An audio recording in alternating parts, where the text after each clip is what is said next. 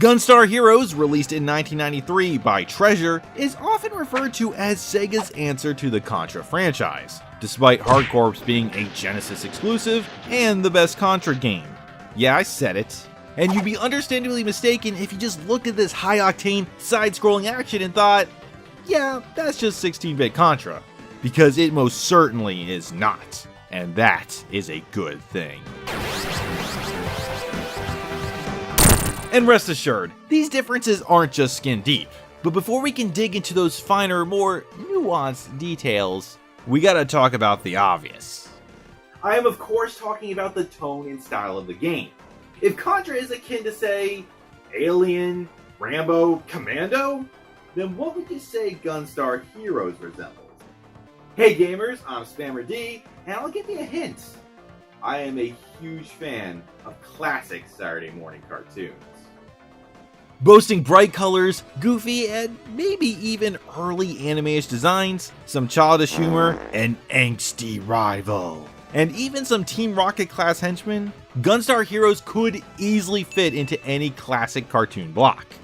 I would have watched it, especially with such a kick-ass soundtrack, showcasing some of the best music that Genesis has to offer, with a lot of fast-paced and grandioso tracks that really complement the action, as well as some kind of familiar ones.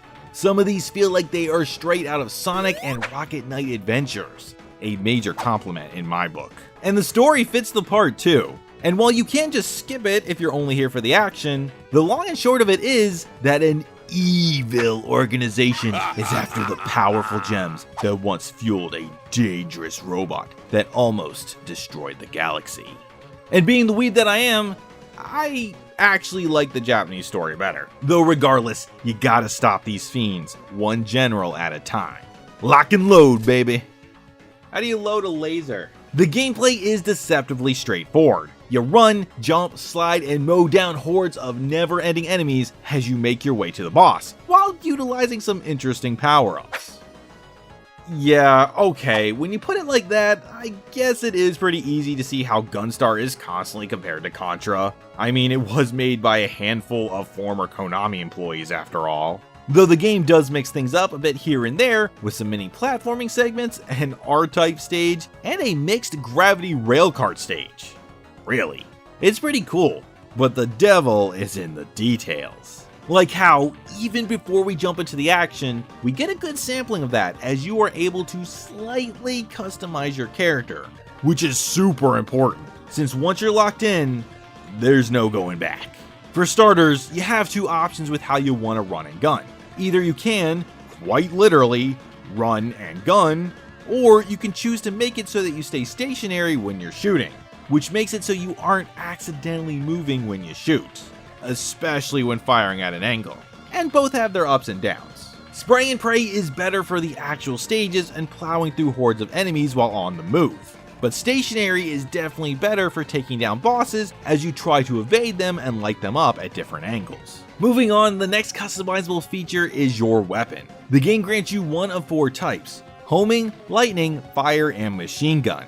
You know, the four basic elements. Each have their own strengths and weaknesses, but the real trick is combining them.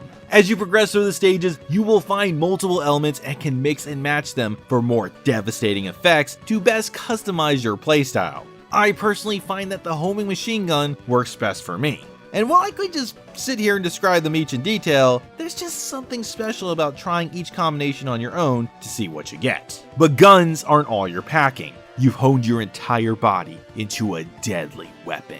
You've got a side attack, a jump kick, and you can even throw enemies that have the audacity to try and get too close to you. And you're gonna need all this if you want to survive against these never-ending hordes and giant monstrosities. I mean, we are talking creepy clown faces, Sergeant Slaughter, Diet, M. Bison, and even Vectorman.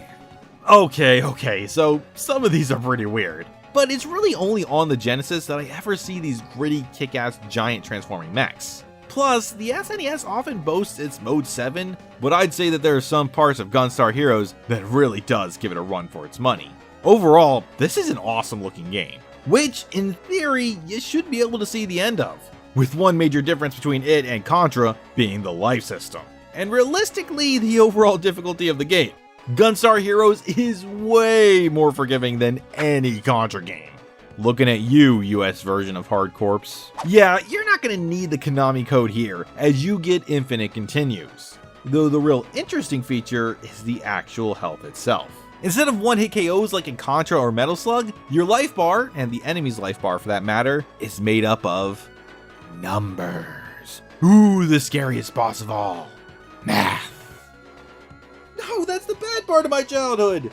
Well, what's nice about this is that it gives different values of power to your weapons, further impacting your choices when going into battle. This also applies to your foe's weapons. Now, obviously, while the best strategy is to never get hit, you might be more willing to take a weaker hit if it opens up chances to deal out more damage yourself. Plus, your health increases the further you get into the game. And what's really cool is that in co-op, if a player dies, instead of stealing a life to return, you take half your buddy's health, which can realistically change the value of their return based on when it happens. Going from full health to half HP in an instant is pretty rough. But is going from 2 HP to 1 really that big a deal? Is it worth the extra firepower? Well, I'd say so, since despite the infinite continues, this game is still pretty challenging, and an extra stream of bullets is definitely welcomed. Though, a bit of the challenge doesn't exactly come from the best of places. Simply put, Gunstar Heroes' control scheme is just too ambitious for the standard 3-button controller. And no, the 6-button controller doesn't change it. So it works like this. You have a dedicated jump button, an attack button, not a shoot button, an attack button, yes, that difference matters, and a weapon swap button. Now, the jump button is fine, but what I really want to talk about is that attack button. You know, the one that's not just a shoot button.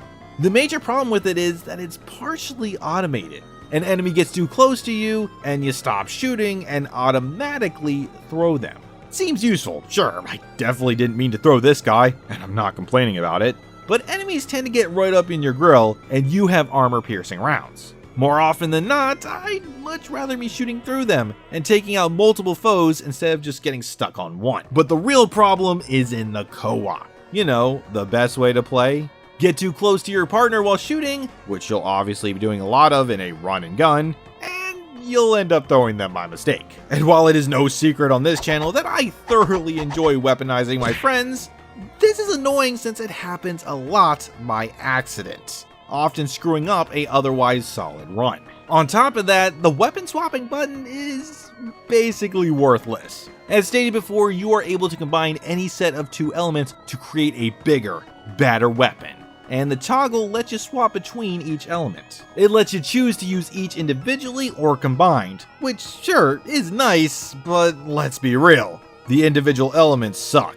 You're not going to use them unless you're into self-imposed challenges like speedruns or beating Zelda without the sword, enjoying League of Legends, or running Pokemon Nuzlocke. Personally, I think they should have just skipped on the elements and only had the best weapon forms and had the swap be between the run and gun and the stationary mode. But again, that's just me. Hindsight is 2020, though it definitely would have helped since the controls can be kind of loose at times, especially in the stationary mode, where I often find myself going into a run slide when I was just trying to lock down and shoot, which has led to a lot of frustrating deaths. But those are just small potatoes and don't really hinder the game all that much. And let's be real here, if the game's biggest flaw is that it's trying to push the hardware to its limits, is that really a deal breaker? I don't think so. And this isn't the type of game you should let pass you by because of it. Especially if you were like me as a kid and figured, hey, I have Contra, I don't need Gunstar Heroes. Because that is completely false. While the two get compared all the time, and even throwing Metal Slug into the mix, the fact is that despite being a run and gun shooter, Gunstar Heroes simply has its own unique feel. The weapons, close combat tactics, and health system offer up a lot of strategy when combating foes, and the flexibility to try out new things. Put that on top of some awesome music, fun, bright, and kick-ass visuals, and well, let's just leave it at ambitious controls, and you've got a game that is loads of fun and worth checking out. Though be warned, it is tougher than it looks. Be sure to bring a friend. Gunstar Heroes comes highly recommended.